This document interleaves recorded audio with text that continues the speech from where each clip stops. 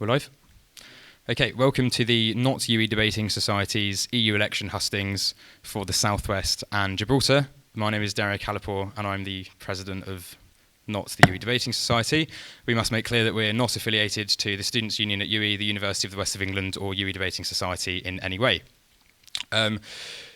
Today we were meant to have a fantastic panel of high-profile speakers from all parties that are standing in the seat. However, due to certain events, we have had certain candidates try and boycott the event, and then after the initial event was cancelled at our university, other speakers slowly started to pull out, leaving just one candidate who decided to continue on with the event, and that is the candidate for the UK Independence Party, second on their list, Carl Benjamin. Carl Benjamin is better known by his YouTube alias, Sargon of Akkad, where in combination with other YouTube channels he's accrued over 1.5 million subscribers. However, during this campaign he has attracted controversy on his tour of the Southwest region, where he has been debating members of the general public as well as the mainstream media. I'm briefly going to run through the format of today's event. This event is being live streamed, so you can send in your comments and we will try and pick those up and pose them to the candidates as we go along. We're going to start with Carl giving us a short speech, 5 to 10 minutes in length, outlining why he believes you should vote for him or for his party in the upcoming elections. We're then going to move on to a series of questions that I have prepared. These have been submitted in part by the audience that were meant to attend our public hustings, and of course we'll read out some of the comments that you submit on the live stream too. So without further ado, Carl. Hello. Right. So I believe that you should vote for the UK Independence Party because they are the only Brexit party that is an actual party, and Brexit is not the only thing that they wish to discuss. They actually have a rather good interim manifesto written by Gerard Batten that actually does hit all of the major notes of all of the subjects that my activism generally revolves around. And they're on the right side of those subjects, in my opinion. Obviously, I don't need to explain that UKIP is a pro-Brexit party. And so, really, I need to just focus on talking about the other aspects of the party and the manifesto that I think are important. For me, I'm a free speech activist, so their commitment to free speech is particularly resonates with me, especially as I went over to the European Union in Strasbourg, the Parliament in Strasbourg, to campaign against the Article 13, Article 13 of the Copyright Directive. It passed, so we were unsuccessful there, but there is actually another vote on that coming, I believe, next spring, before it's actually implemented as a directive and the member states have to sign that into law. This is going to have a dramatic effect on the way that we use the internet at the moment, and not for the better for the general public. It's going to be bad for the general public, but it's going to be very good for those record labels and artists who feel that they are losing money because of clips of their work being shared on social media. This is obviously not the only thing that the UK Independence Party is concerned about, but this is my primary concern because I use the internet for my profession. And I may be slightly ahead of the curve here, but I think that this is a trend that's going to be ever more increasing. I think it's the older generations who tend not to use the internet as much as the younger generations. And so as more people continue to become of age and find themselves on the internet, I think that it's important that we preserve their liberties intact as we receive them. And I don't believe that's going to happen as we carry on, if we carry on as we are. I think really that's about all I'd like to say. So, thank you very much. Okay, we'll start off with something about your party. You say that UKIP's a real party. I want to know what in UKIP's manifesto, as it currently sits, do you disagree with? I actually very much disagree with there's just one line that really sticks out to me, and it's about reviving the coal industry. Now, I don't know why that was put in, and I assume that it was put in to offer the prospect of jobs to northern communities that in previous eras had done that on a grand scale. But I think that that time has passed, and I don't think it's really going to be very viable to revive that, even if not for economic reasons, but for moral reasons regarding climate change and the environment. And I think that nuclear power would be a much more safe and clean and probably efficient alternative to having any policies about reviving coal power stations. I would very much like to see a push towards nuclear in that. Okay, we can stick with the topic of energy dependency for the moment. The EU does, I should say, there's lots of criticisms of the European Union and different member states within it because they rely upon different countries for natural resources. If elected as an MEP, how would you approach this, significant geopolitical issue? It depends what you want to get done, but even then, I don't even think that an MEP has any significant power in this regard. But personally, if I were the one who got set the policy and it could be agreed upon, I would like to see, and I don't know why we don't talk about this more, but I would like to see a general push away from fossil fuels where possible, not in some kind of radical environmentalist Green New Deal where we're going to get rid of aeroplanes and cows, but reducing our dependence on oil would be a good thing in my opinion. So I would like to see government initiatives that would incentivize people to get electric cars, set up electric charging stations wherever need be, all that sort of thing. And it's not just good for the environment, obviously. It does have wider geostrategic ramifications. For example, I just cannot morally approve of the regimes that we are dependent on for oil. I just can't. And I think that if we can move away from a dependency on oil, then we will infinitesimally weaken their influence over our countries by degree. And so if we, for every year get X number of cars off of oil, then in 10 or 15 years' time, then we can hopefully really reduce their influence over our country altogether. So you would propose big upward investment into renewable energies because currently the alternative to oil would be natural gas, of which the largest provider to the EU is Russia. Yes. Yeah. To put simply, I think I can't see why we wouldn't want to take advantage of clean energy sources, of which I consider nuclear to be one. And I think that's the most viable method going forward. And I actually saw a report the other day that suggested that it was actually the safest, contrary to the hysterical fear-mongering regarding Soviet power stations and power stations that have been built on earthquake fault lines that are vulnerable to tsunamis. If you actually look at the data, it's actually one of the more safe methods, and clean as well. Okay, in your previous answer, you just said that you don't believe that MEPs have much power to change things. So if you were elected, what would you aim to actually do whilst an MEP?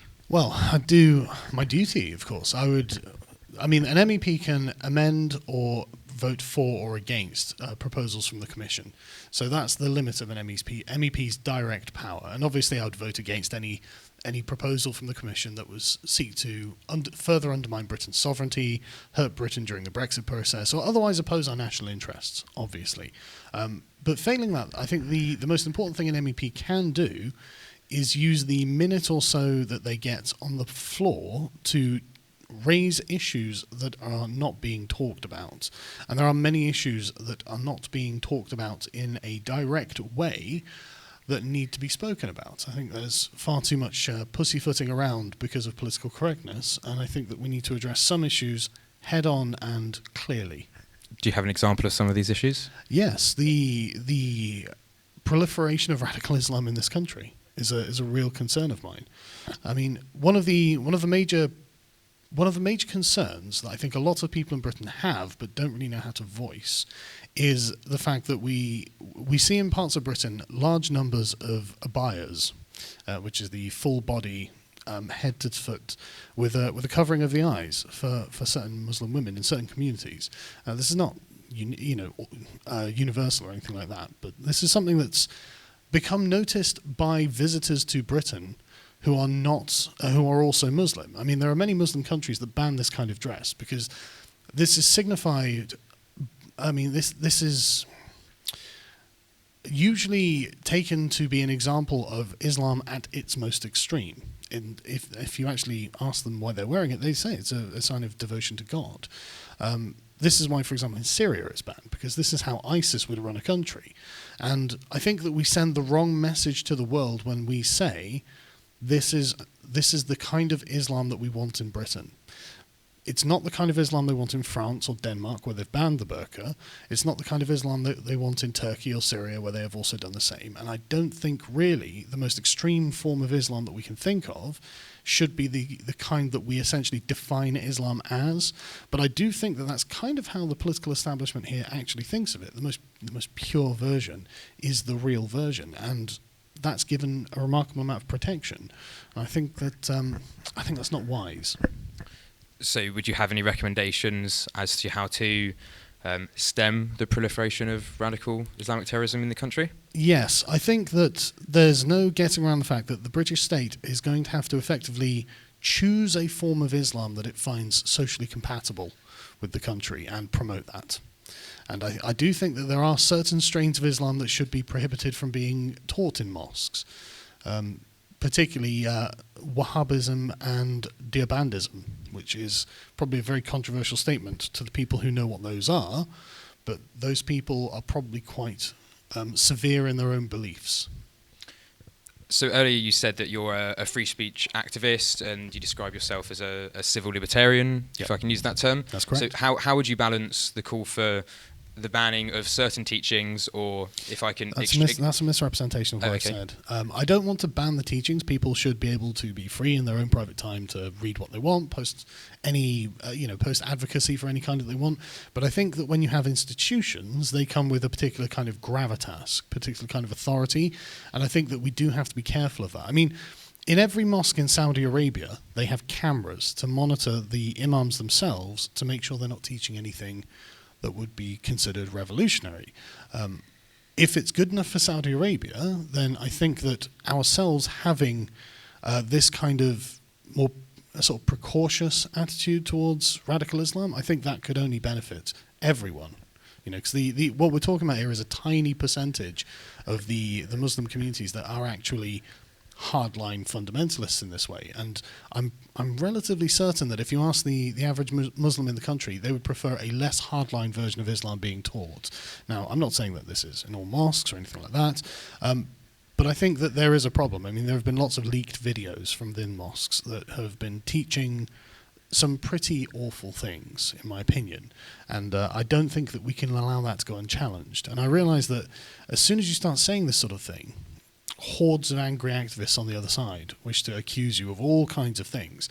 But I think that we have to ignore the allegations and actually look at what is right and what is wrong. And I think that what some mosques in this country teach is not right.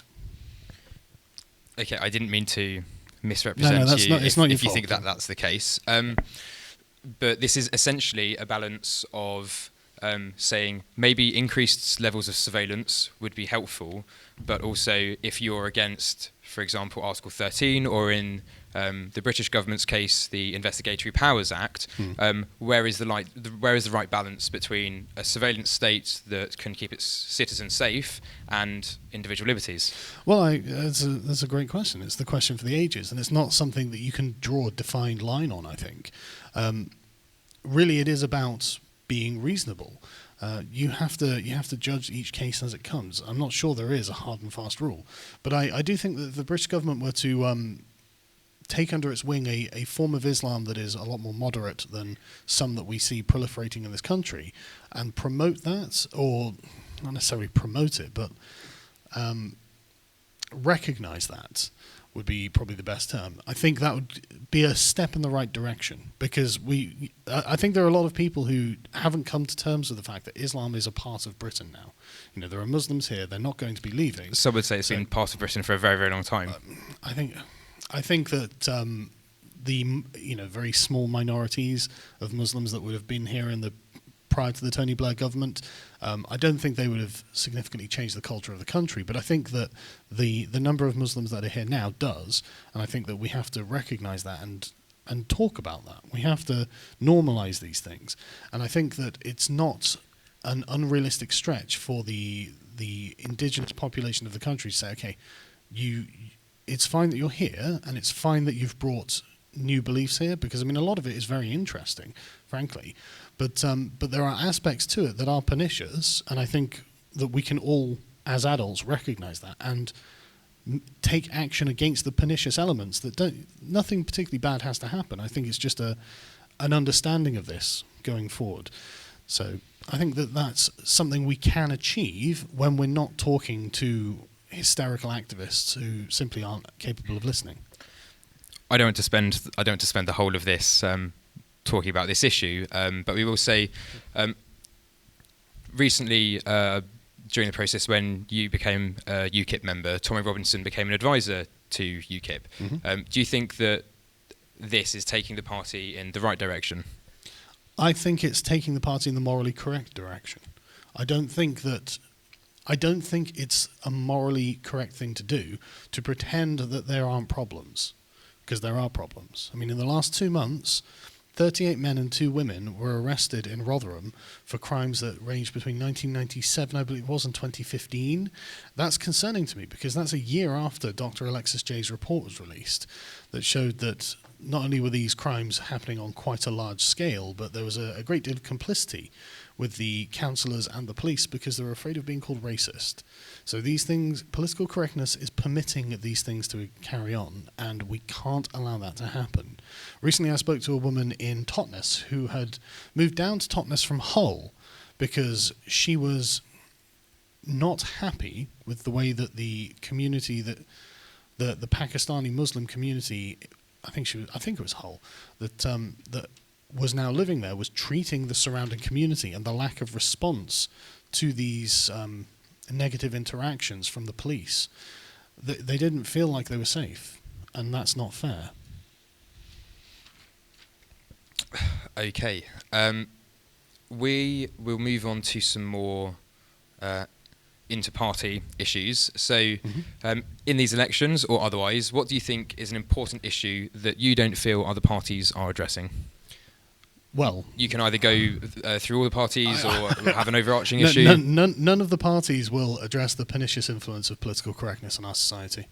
And that I mean, maybe it's because I'm the target of it and I'm the one receiving the ire of it, but it's really quite disgraceful at this point. I mean, where does outrage culture stop? At what point do we say that enough is enough? I mean, Roger Scruton had completely benign statements taken out of context, and the Conservatives did not even think to check or defend him. They just dropped him as soon as they could because they were afraid of the Twitter mob coming after them because they have no spines. Labour are the primary movers of the Twitter mob, so they're obviously off that list. They're the ones who are pushing political correctness. And the Liberal Democrats have been entirely subverted by Socialists. They think that liberalism is not about liberty, it is about equality, which is actually what communism is about. So I don't trust any of the parties in this country to get any of it done. And I don't think that they have the stones to stand up to it. You talk about the power of the Twitter mob. Yes. You're currently not on Twitter, No. nor personally, and you also had the campaign page that was set up specifically for this election deleted as well. Mm-hmm. How big of an issue do you think is online censorship in this country, and what do you think about efforts being made continentally on the issue? I don't agree that there are any efforts being made against censorship continentally on the issue. I think the European Union is going to become one of the prime causes of censorship across Europe because of Article 13, which is why it's all the more imperative that we leave the European Union now. But it's not about this country because social media isn't confined to one country.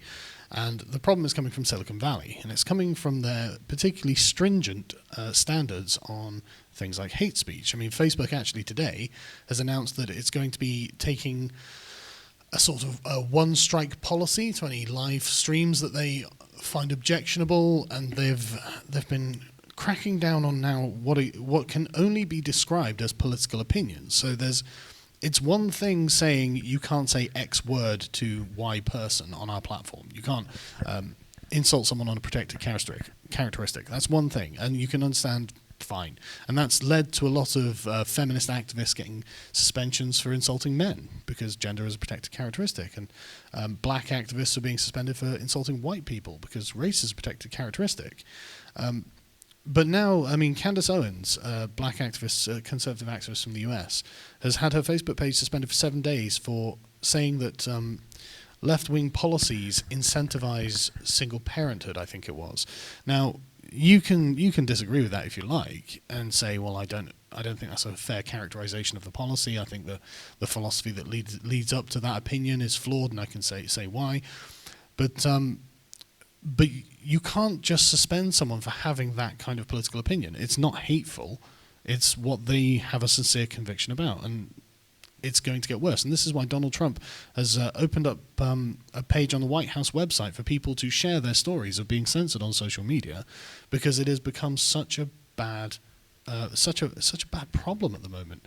It's always targeted one way. I mean, recently a swathe of conservative activists were banned from Facebook, and you can say, well, X person said why, but when you get to someone like Paul Joseph Watson, who's a very middle of the road conservative, he doesn't hold any radical beliefs, and nothing that would bar him from the Conservative Party in this country, but he was deplatformed anyway without any good reason being given, and I really do think something has to be done.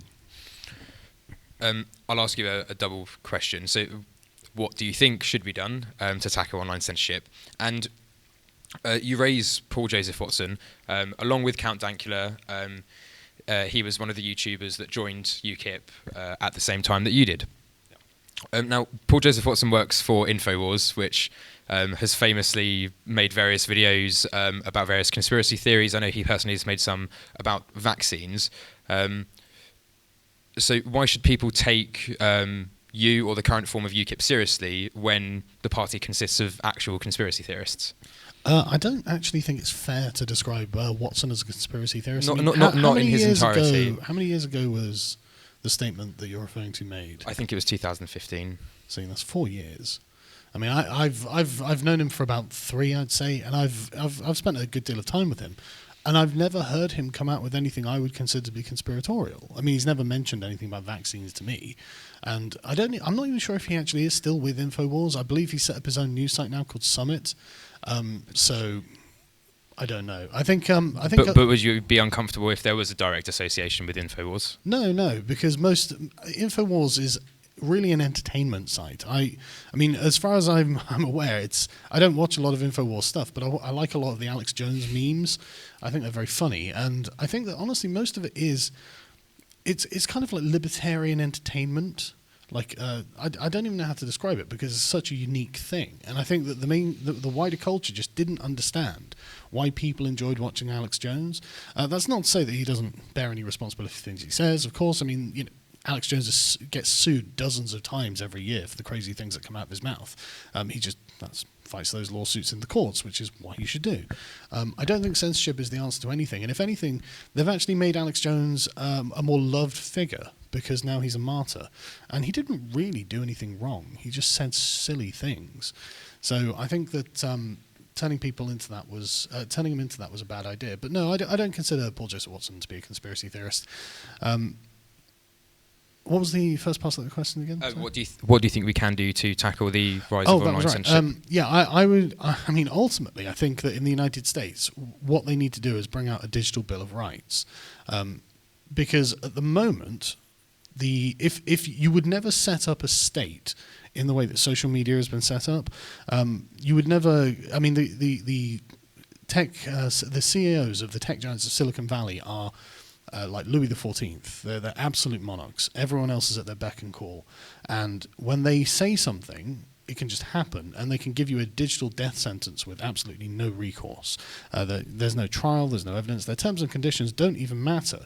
These are a mere formality. I actually think that the responsibility for suspending people from suspending accounts, not necessarily deleting posts, because that's an immediate problem. If like there's a Christchurch shooting or something, I completely understand Facebook needs to be able to pull that down as soon as possible.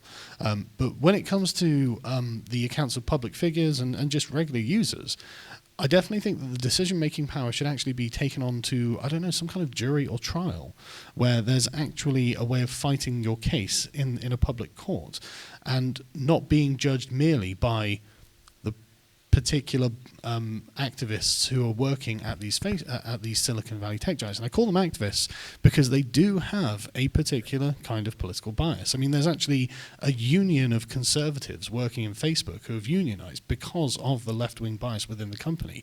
Google is very much the same, as James Damore's note. Well, I don't want to call it a manifesto because it really wasn't, but it's James Damore's memo. Yeah, as that showed. And I mean, none of the tech giants ever question this. You know, Jack Dorsey openly admits he's got a left-wing bias. They all do. They know they do. It's the culture there. And that brings with it a certain kind of moral standard that isn't necessarily shared by people of different political persuasions. And so it's really quite unfair to judge one with the other. I mean, for example, transphobic speech is banned on Twitter. Now, that's a highly political topic. That is one of the sort of bleeding edge of politics at the moment, is the debate around trans issues. And to say, right, there can only be one narrative on that, there can only be one way of speaking about this. In fact, a doctor who'd spent his life researching into transgender issues had posted his findings on Twitter, and I suppose these must have been, I didn't even see them before I learned the account was banned until someone had sent me the information. But so I didn't even see what the information was, but apparently it was sufficiently un-PC to get his account suspended. That's the sort of thing that, I mean, you spend years building up these social media platforms and creating content for the site, and as soon as you become someone of note, they can just take that away from you in an instant. So you're calling for less of a ministry of truth and more of a citizens' jury of truth? Well, it's if you've got a better idea, I'm happy to hear it. I mean, Jack Dorsey described Twitter as a human right. He described social media as a human right. Well, if that's the case, then we should probably have a right to a fair trial when we're being judged on the content we put up. That's what I think. So just a second ago, you said that you and various of your colleagues are involved in what could potentially be described as libertarian entertainment. Yes. Now, throughout the campaign, you have been quizzed by mainstream media outlets on a series of statements and subsequent tweets that you made that you have claimed were simply a joke, taking out of context, but all part of a larger meta-narrative. Correct. Should someone that makes those kinds of jokes be a suitable candidate for political office to represent people that would almost certainly be offended by those jokes? I think so, yeah. I don't see why that would be a problem, because the issues that I'm raising are not confined to me. I mean, thousands of people a year in this country are arrested for posts on social media, and it's frankly getting quite dicey out there. And in 2017, there were 1,500 convictions for posts on social media, and we've actually come to the point where now the police are investigating people over jokes. They're convicting people over jokes. They are finding them £800 over jokes. I really think we've gone down the wrong path here. This seems like the path towards a very restrictive and frankly totalitarian society, because people have got to remember that social media is a panopticon. There's no getting away from it. You know, once it's on the internet, it exists forever, effectively. And so this is why Andrew Neil was asking Ben Shapiro about a tweet from 2012. That's not relevant. A 7-year-old tweet is not relevant. No one has to hear about that, but for some reason, Andrew Neil decided to go down, and this is why Ben Shapiro accused him of being a leftist, because he was just digging up offence archaeology from 7 years ago and saying, what do you say to this, Mr. Shapiro? But the joke was actually on Andrew Neil, because Shapiro had answered this years ago in a column that he's got on his website saying, look, these are bad things that I've written, and he said that in the interview. I can't remember what the question was now. I started going off one there. Should people that make these kinds of jokes? That's right, yeah.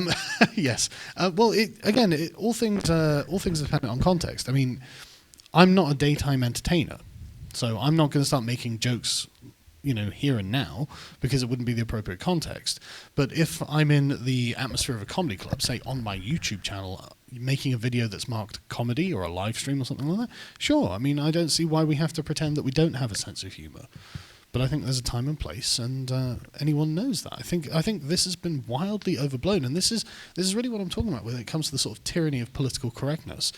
There's no need to talk about a joke that I made in a comedy video. I mean, I made a lot of jokes in that video, but it was the one that got them offended that they decided, oh, that's right, we're going to misrepresent that. So, well, that's good, because there are lots of other jokes in that video that you didn't misrepresent. No, I don't see how that's a factor. And if the media would stop shoving it in people's faces, then no one other than the people it was intended for would see it. So, you've claimed that the mainstream media, well, you've labelled them, I believe the term is dirty smear merchants. That's correct. And that they've completely manufactured or misconstrued this tweet or this joke into what they've called as the rape tweet. Mm-hmm. So do you think that they have been successful in tarnishing you with that label?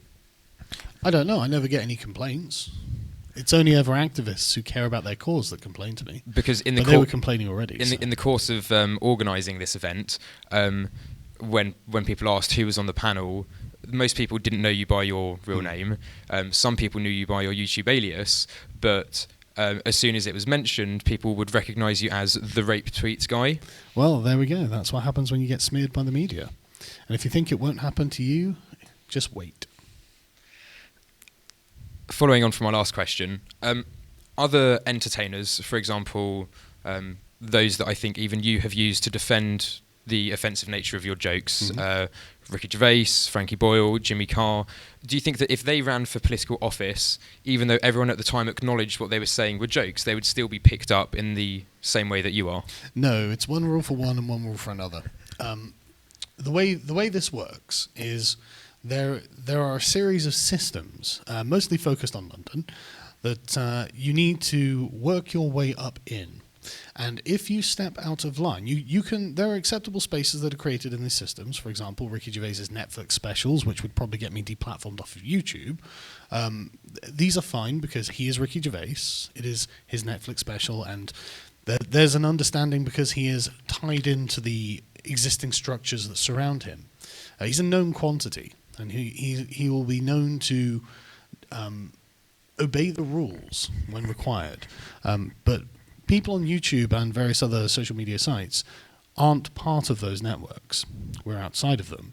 And this makes us some kind of threat to these networks. I think that if it can be shown that people can succeed without all of this surrounding infrastructure required to make someone like Ricky Gervais happen, then it makes the people who run these networks nervous. And I think that they don't like that, and I think it's a class issue really, because these form sort of a class of people, and then when you see someone else outside of that, well, how do you know that you're going to have any influence over them at all? This could be some renegade who might say anything about anything, so you've got to be careful. But you would agree that people seeking political office are held to account on things they believe and things that they have said. Of course. Sometimes those things aren't jokes. You referenced the Andrew Neil, Ben Shapiro interview. There was also the Andrew Marr, Nigel Farage interview at the weekend, which is a very similar situation.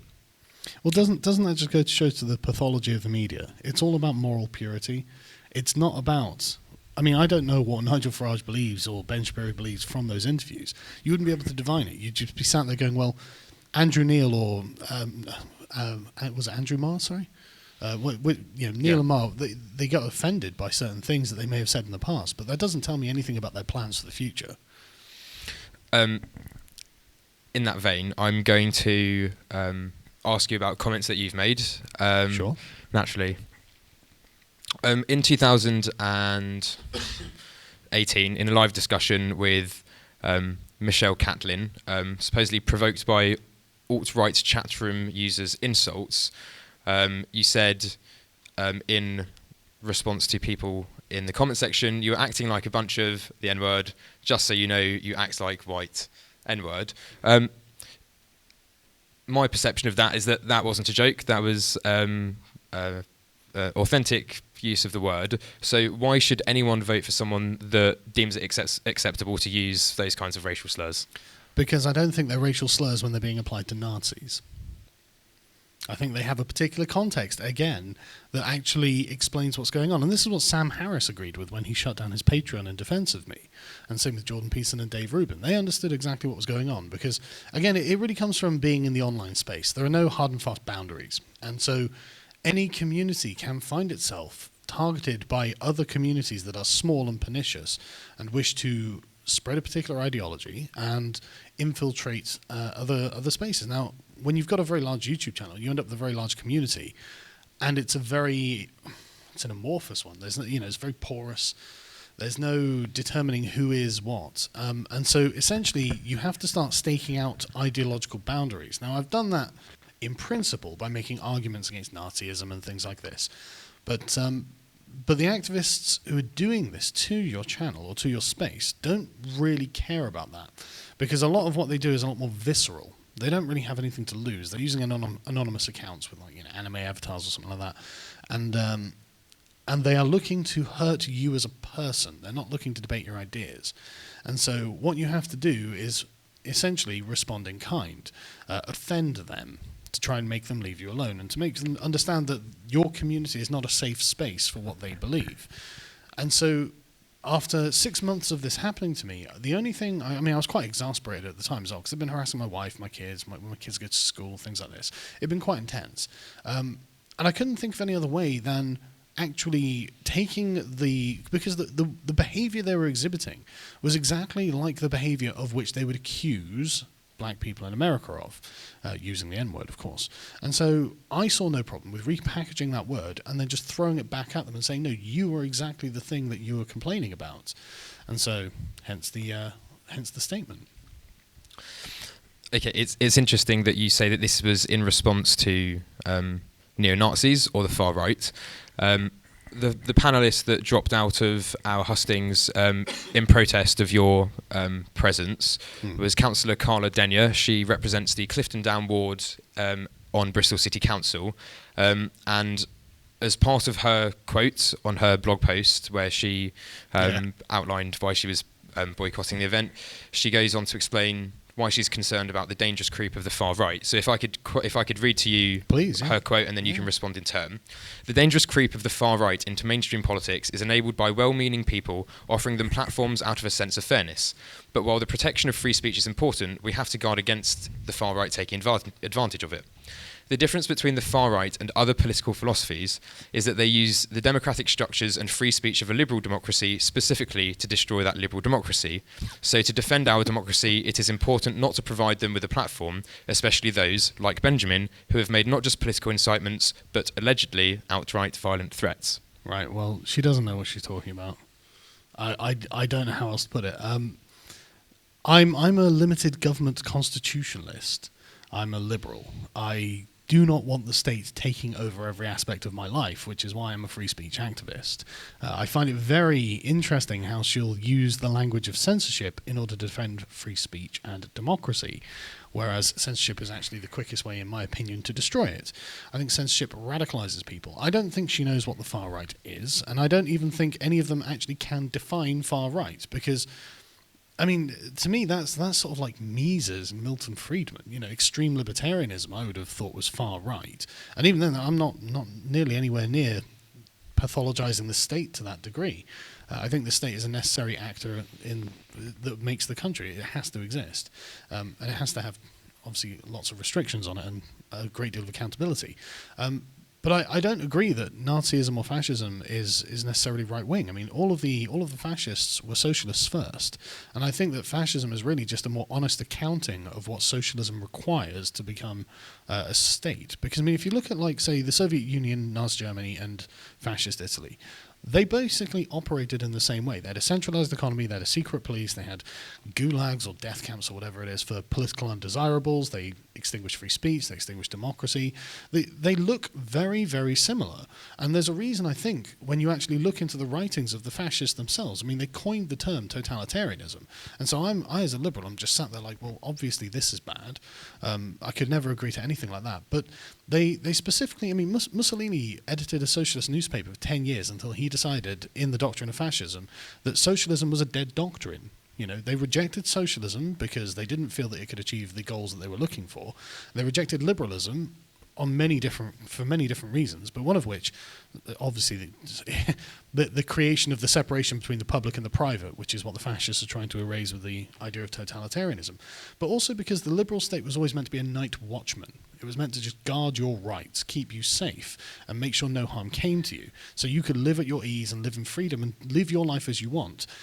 Instead, the fascists wanted, as they put it, an ethical state. So that's not a state that does good things, by our reckoning probably. It's a state that has an ethical agenda. So it's got a goal in mind that it must mould the citizenry into fitting. And honestly, we're really starting to see the effects of an ethical state operating in this country. And I find it really, really disturbing. I really think that we need to start returning to a model of neutrality amongst our political institutions. And the thing that bothered me the most, I think, was when I saw pride flags on police cars. Now, I'm an atheist. I have absolutely no moral objection to homosexuality. I'm completely in favour of people being able to marry any adults they want. However, the police are meant to be politically neutral. They're meant to be impartial. And the pride flag, whether you agree with it or not, and there are many Muslims in this country, as described by the BBC, conservative Muslims, who do not agree with the pride flag and what it stands for, this is a political issue, and it should not be appearing on police cars. It should not be something that police paint on their faces. It shouldn't be flags that they wave. That's not impartiality. That's an ethical state. That's a state that has an ethical agenda. And, well, do you trust them to take you to a place, or do you want to go to where you want to go on your own? And that's the question. Some would argue that these are civil rights issues and not necessarily political ones, but ones of. There's no question that that's a political question. But it's the case of enfranchising everyone with the same level of rights.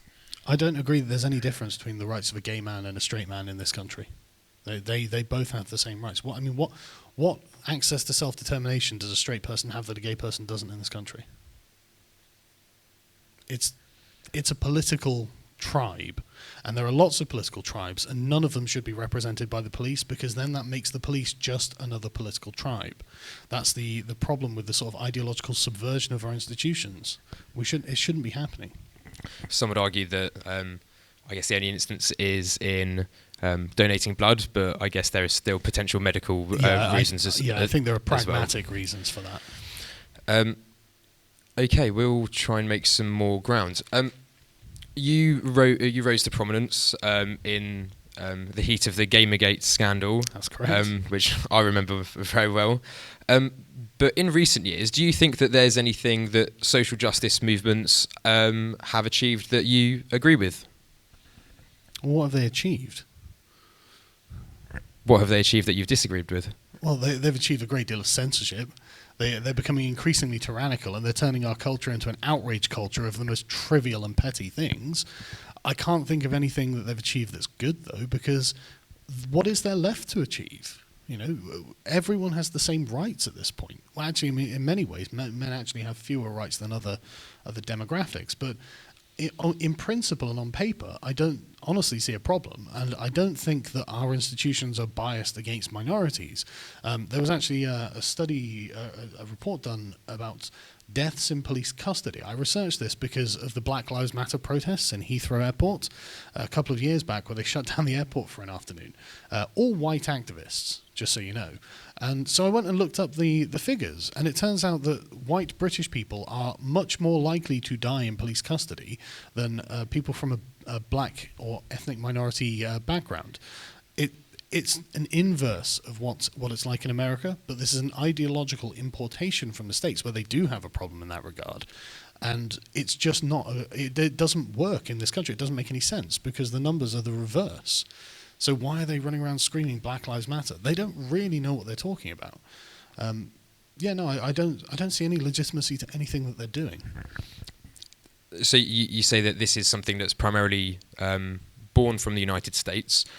We can relate this very well to our own situation right now.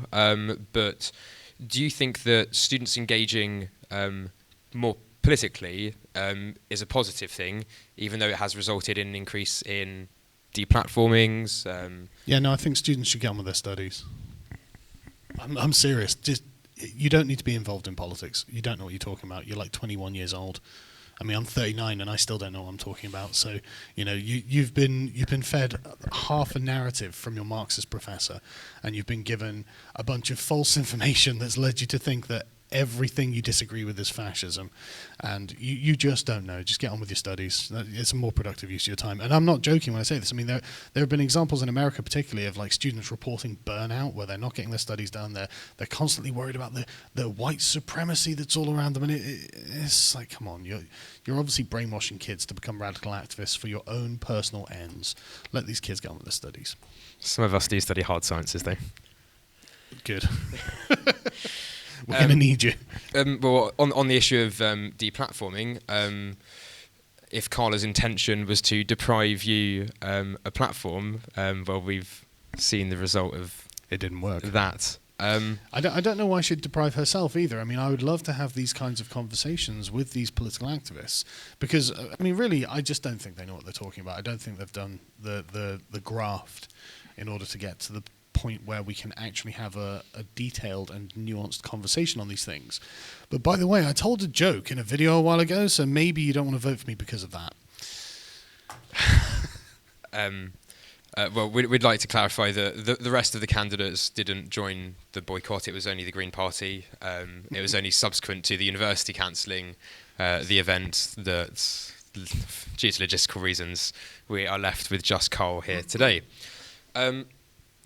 I guess you've answered that. In the last European Union elections, UKIP, it could be considered that they won. They won the most number of MEPs out of any British political party. Today, a YouGov/The Times poll has UKIP polling on 3%. That's below Change UK / the independent group / hashtag Remain Alliance. Change UK. Why do you think this is the case? I think that the polls are very rarely accurate.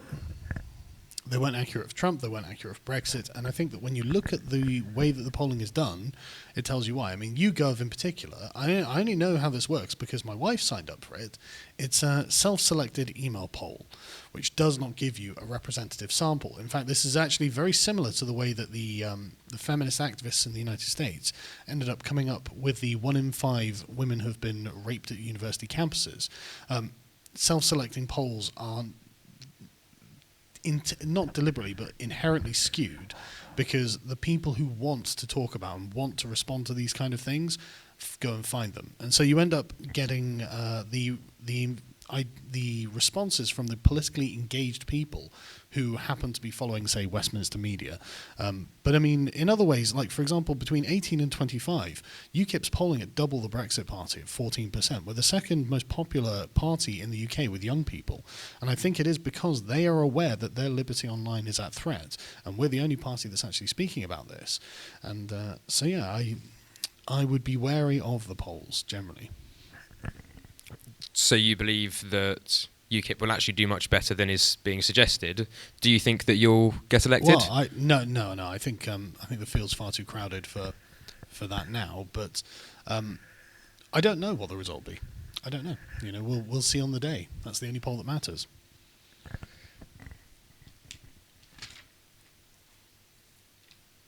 Since you joined the UK Independence Party, do you think you have raised UKIP's profile more, or do you think that UKIP has raised your profile more?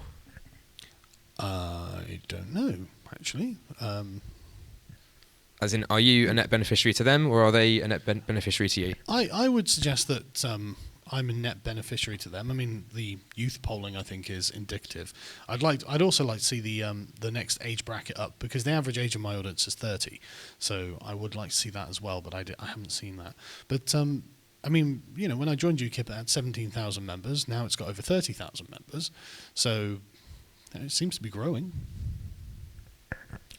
And do you think that UKIP will be a force to be reckoned with into the future, beyond this election? Yes. This election is an aberration. It's all smoke and mirrors.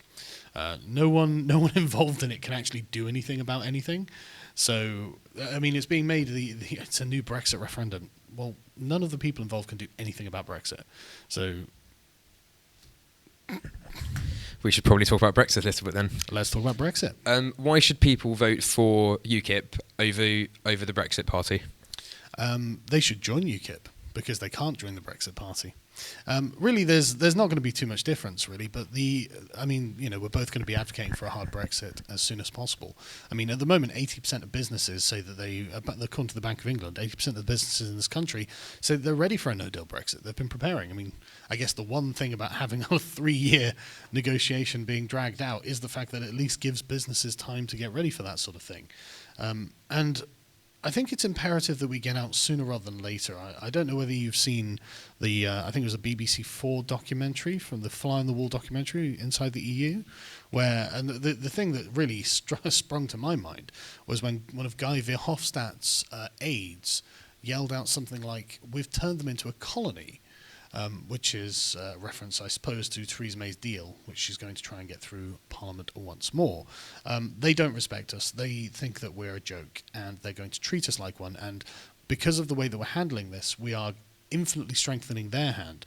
And that's not a problem for us if we leave, but it will be a problem for other member states of the European Union when it's in any way they find themselves challenging the power structure of the bureaucracy itself. They'll find their hand weakened because the European Union will come out of this debacle stronger, and there'll be a more push towards centralization, not right away, but certainly in the near future, because it's to their advantage and they'll be able to do it. UKIP are also the only other party that are actually going to talk about things other than Brexit. There's no way the Brexit Party is going to talk about any of the concerning issues like free speech or political correctness or the kind of Islam that we should be promoting or accepting in this country. They're not going to talk about it, even though Nigel Farage has talked about all of these things at length. There's also no chance of the Brexit Party actually finding a manifesto. What is George Galloway and Anne Widdecombe going to agree on? What are they going to agree on? Like, they're never going to agree on anything. And the Brexit Party's got a surprising number of radical communists in it. And everyone was criticising Theresa May for having a negotiation with Jeremy Corbyn because, why are you getting in bed with the Marxists? Well, is it any different? So, yes, vote for us. We're the only party who's going to tell it to you straight.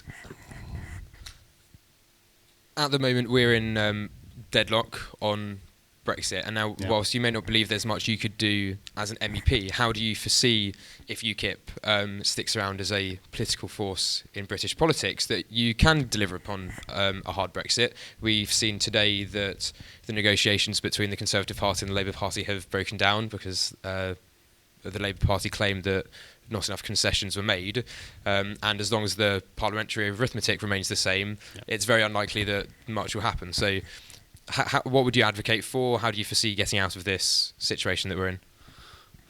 At the moment, we're just reliant on the Conservatives to eventually deliver it. There's really not much we can do without another general election, which is not going to be called. So we're kind of stuck in this position, and all anyone can really do is advocacy. Naturally, that's exactly what I do. But it really, there's, how are you going to solve world hunger? It's like, well, I'm going to do what I can, but it's really kind of beyond my power to fix this, I'm afraid. But I think just pointed commentary will have to do for the time being. We're coming towards the end of my prepared questions. We've got a singular journalist in the audience who works for our student newspaper. So if you've got any questions. Hi, I'm from Hub Voice. Earlier on, you equated the Liberal Democrats to communism. Yep. Said that they don't agree with liberalism. Earlier in the week, there was a story, you might have seen it. Did you see there was a facial recognition trial in London, and a man covered his face, and he was fined £90 for disorderly conduct by the police? No, I didn't see that. What would you say to that? We shouldn't be trialing. We shouldn't have facial recognition software done in this country. Right. I think it's the first step towards a kind of technocratic dictatorship. The government doesn't need to know where you are at all times. It's not their business. Would you agree that the man had the right to cover his face in that scenario? Of course he did. Okay, so I would just like to ask you why you had said that you agreed with Saudi Arabia's use of cameras to monitor imams to make sure they're not teaching anything revolutionary. You said that abayas, in relation to cameras, you said that abayas should be banned, just like France and, was it Denmark, have banned the burqa. and you believe in civil liberties and you believe in limited government, how is that compatible with banning the burqa and restricting the rights of Muslim women to cover their faces when you think that other people should be able to cover their faces? None of these things are contradictions. In the privacy of their own home, women can wear whatever they want. But I mean, we already restrict what people can wear in certain public spaces. Right, so you think that the person had the right to not show their face in the public? I think you should have that right in principle. I do agree. But I think there are also pragmatic concerns, like the proliferation of extreme forms of religion. Unfortunately, we do have to compromise in certain regards. Now, so when you're a Muslim, you shouldn't be allowed to cover your face? If you'd let me finish. Sure. Thank you. Now, it doesn't have to be restricted to any particular one religion, and it doesn't necessarily have to be everywhere in public. It could be restricted to certain venues or whatever, you know. So no, I don't believe that that's a problem. What were the other points you brought up very quickly there? You said about cameras monitoring imams to make sure they're not teaching anything revolutionary, that you agreed with Saudi Arabia's use of cameras. Well, yeah, I mean, what's the problem there? Is that not potentially dangerous for freedom of speech and expression in this country if we start introducing cameras for people to monitor others? We already have those. We're the most monitored society in all of human history. Yeah, but is a mosque not a semi-private space? No, I think they're a public space, and I mean, they may be a privately owned space, but they're still for the public to use in the same way that a pub is. Now, if there were people in pubs teaching neo-Nazism, and this was a real problem amongst the pubs and, you know, the small areas of England, then I would say, yeah, maybe we should do something about that if they're producing, like, Christchurch shooters. But there's no question that the MI5 are constantly arresting people who are plotting terror attacks. Now, I don't want this to be the case, but we have to look reality in the face and say, okay, there's clearly a problem here, and there's clearly something that we can do, and I think that there is a duty of care to the public. So yeah, I don't see any problem there. I mean, all of these things come at the price of some form of liberty, but what are we going to do? Do you think that we should censor certain forms of Islam? No, I don't think there's any need to censor anything. I think there's a difference between censorship and preventing the teaching of these things in institutions. For example, I wouldn't want Bolshevism taught proselytized in universities. I wouldn't want jihadism proselytized in mosques, because the people who run these institutions, by being a person at the top of an institution, they come with authority and power and influence, and they can give these things more weight than they deserve. A private citizen just discussing these things on the internet or reading about them for their own curiosity, that's fine. But I do believe there's a difference there. Right. And you equated the Liberal Democrats to communism. Is that not, as you said earlier, you think it is childish for people to equate UKIP to fascism? Is that not equivalent? If that could be the last one as well, please. Sorry. Well, again, I can explain why. It was on Good Morning Britain with Lawrence Webb, where the Liberal Democrats, I think it was an MP, or maybe an MEP, turned around and said, well, liberalism is about equality. No, liberalism is about liberty. Communism is about equality. Liberalism uses political equality as a tool to guarantee liberty. If political equality wasn't necessary to guarantee liberty, then why would liberalism care about it? It wouldn't matter. If it wasn't if political inequality wasn't a barrier to liberty, then it just wouldn't matter. But it does, so we have to have it. But this then, once you're using the word equality, well, that word can have many different definitions. And from the communist side of it, it becomes an ideal. And that's how they've been subverted. The ideal of liberalism is not equality. That's a necessary step. The ideal of communism is equality. And that's why the Liberal Democrat shouldn't have been saying that liberalism is about equality. He's just wrong. And you can roll your eyes all you want, but you know I'm right. We'll just wrap up shortly. One more question from the floor. Should Trump build his wall, and in your opinion, why hasn't he done so already? He's been stonewalled by the other political party who don't want the wall. I think that there are a lot of people on the south border of the United States who really want that wall, because there's been an awful lot of immigration, not all of it illegal, obviously, a lot of it legal, but still they want it as a symbolic gesture, I think. Because I think most illegal immigration actually isn't just people walking across deserts. It's people getting in through various other means. So how effective a wall will be is up for debate. But I think it is a symbolic statement to say, look, we are a nation of law and order, and if you want to come in, you can, but you have to do so in an orderly way, in a lawful way, because there is a tremendous problem with gangs.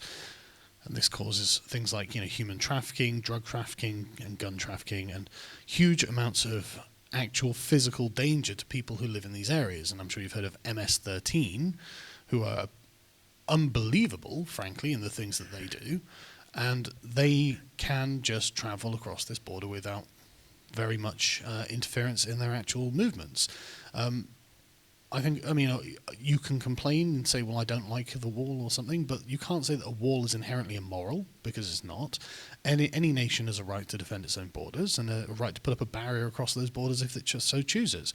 There's nothing immoral about walls, and they do work. We've been using them for thousands of years because they work. I think that the Democrats, going off on a tangent, I guess, but I think the Democrats really missed a trick here, because they could probably have wrung quite severe concessions from Donald Trump in exchange for the wall, because, what was it, 21 billion? Okay, that sounds like a lot of money, but in the context of the United States, that's nothing. They're standing on a point of principle because they are mostly in favor of open borders. They don't want any borders. They don't think there should be any immigration controls. Naturally, the Republican side of this doesn't agree, and 90s Democrats wouldn't agree. But there's been quite a radical strain of ideology that's taken over the Democratic Party, and I guess we can call it the Alexandria Ocasio-Cortez strain, I'm sure everyone's familiar with. And this is something that is genuinely outside of the experience of the Anglosphere. This is a continental innovation. It's not individualistic, and it doesn't respect the liberty of the people over whom it would control. It demands their equality, and now that's all kinds of tyranny can be done in the name of equality, and have been throughout the 20th century. And so when anyone says equality über alles, we should start getting worried, because those people are going to start doing terrible things. Okay, that just about sums it up. But in the same vein as question time, we'd like to end with something a little bit more lighthearted. You have accused the media of radicalizing people into acts of violence against you, and not just me. I mean, other candidates in the election, or well, no, generally, people have to remember that the terrible things that are done by people who want to be heard. Now, we can't always hear all of these people. Like, I'm not particularly interested in hearing from neo-Nazis, but I think that it's not just neo-Nazis who care about a certain issue, for example, mass immigration. But the neo-Nazis are at the very far edge of the people who care about that. And they are the ones who are most close to doing something terrible. Now, if we can do something about the issue of mass immigration, not only would a wide amount of the electorate agree that more should be done to curb that, and I really do think this at this point, but it would also take the wind out of the sails of the online echo chambers that talk about this constantly. It's the lack of action and lack of discourse that they, I think, become radicalized by. And I think we can bring more people back from the brink of doing terrible things if we address the mild concerns of the moderates before anything leads to a much further conclusion. And I think that we can do that in many ways for many different ideologies. And I'm really questioning the logic and the justice of the kind of censorship that we engage in society at large now. I'm struggling to find the authority for us to censor tax-paying citizens, even though we really don't like their beliefs. I'm really struggling to see how we morally justify this, because it seems to me just like open tyranny, and this might mean we have to talk to abominable people at some point. But I think that sunlight is the best disinfectant, and the 2011 question time appearance of Nick Griffin is actually the best example of this, because people can accuse UKIP of being all sorts of things, but at the end of the day, they're the only people who actually keep the BNP out of their party. And having been a member of the party for like 9-10 months now, or whatever it is, I've come to the conclusion that they're just a traditionalist British Liberal party. They have they're not especially ideological, but the things they want fit squarely within the sort of purview of British liberalism. The BNP, they have openly Nazi roots. I mean, this is an alien phenomenon to Britain, in my opinion. Well, I'll get to the light-hearted portion of that question. Sorry, yeah, I know. You have to understand, right? I normally do light-hearted stuff when I'm confronting the press or activists or whatever, where they want to be aggressive, and so I just have fun with them. Very rarely do I actually get to talk to people in a space like this about serious issues that I find weigh on my mind. And so as soon as I start going into this, it's like, wow, God, there are a lot of problems, and much worse stuff is going to happen before it gets better. You know, I don't want to be a prophet or anything, but it's really bad the way that society is being managed by the sort of politically correct London class, and that bubble is going to have to be popped at some point. We're going to have to talk about some tough stuff, and it would be better to have liberals doing it than radicals, in my opinion. Well, following the topic of really serious questions. Yeah, let's go for something fun. You've been attacked with, I think there was a kipper yes. and various milkshakes. Yes. So what is your favourite flavour milkshake? Chocolate. Chocolate? Yes. I would feel like a racist if I said vanilla. Thank you very much for your My time. pleasure. Thank you very much to everyone watching. Thank you very much to Carl for attending, and to our 6 empty chairs. If you'd like, you can make it like a 1-minute ending pitch, which would have been offered to all of the candidates, and then we're done after that. So, vote UKIP so we can actually start talking about some of the tough issues. It better us than someone else, frankly.